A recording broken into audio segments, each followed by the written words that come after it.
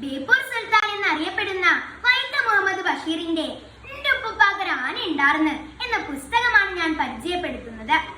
തന്റെ ജീവിതാനുഭവങ്ങളെക്കാൾ മികച്ച ഒരു അസംസ്കൃത വസ്തു വേറെ ഇല്ല എന്ന് ഉറച്ചു വിശ്വസിച്ച ബഷീറിന്റെ ഈ പുസ്തകം 1951 പ്രസിദ്ധീകരിച്ചത്.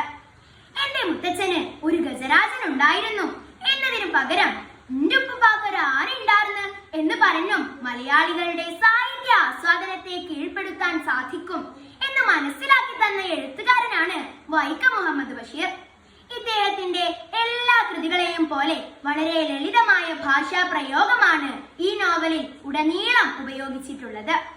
അക്കാലത്തെ ജനങ്ങളുടെ ജീവിത രീതിയും നിഷ്കളങ്കതയും ഈ നോവലിൽ അവതരിപ്പിക്കുന്നുണ്ട്.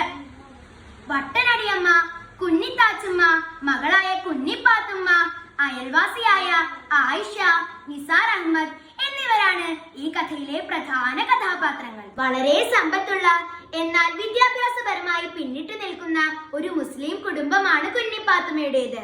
എന്നാൽ പിന്നീട് പഴയ പ്രൗഢി നഷ്ടപ്പെട്ട് സാധാരണ നിലയിൽ ജീവിക്കേണ്ടി വരുന്നുണ്ട് അവർക്ക്. കുടുംബത്തിനുണ്ടായ വിധി കുഞ്ഞിപ്പാത്തുമ്മയുടെ മുഖത്തെ മറുക കാരണമാണ് എന്ന് ഉമ്മ പറയുമ്പോൾ തന്നെ ആ കുടുംബം എന്തുമാത്രം അന്ധവിശ്വാസങ്ങളിൽ വിശ്വസിച്ചിരുന്നു എന്ന് മനസ്സിലാക്കാം. കഥാന്ത്യത്തിൽ കുഞ്ഞിപ്പാത്തുമ്മയുടെ കുടുംബത്തിനുണ്ടാകുന്ന തിരിച്ചറിവുകൾ. ഉപ്പുപ്പാക്കുണ്ടായിരുന്നതേ കൊമ്പനാനയല്ല കൊയ്യാനയാണെന്ന് പറയുന്നതും അദ്ദേഹം തന്റെ നർമ്മത്തിൽ ചാലിച്ചുകൊണ്ടാണ് എഴുതിയിട്ടുള്ളത്. തങ്ങളുടെ കുറവുകൾ മറയ്ക്കുന്നതിനു വേണ്ടി ആളുകൾ പോയ കാല പ്രതാപങ്ങളിൽ ഊറ്റം കൊള്ളുന്നതിനെ കളിയാക്കിക്കൊണ്ടാണ് ബഷീർ "ന്റെ ഉപ്പുപ്പാക്കൊരു ആന ഉണ്ടാർന്ന്" എന്ന പുസ്തകത്തിലൂടെ ശ്രമിക്കുന്നത്.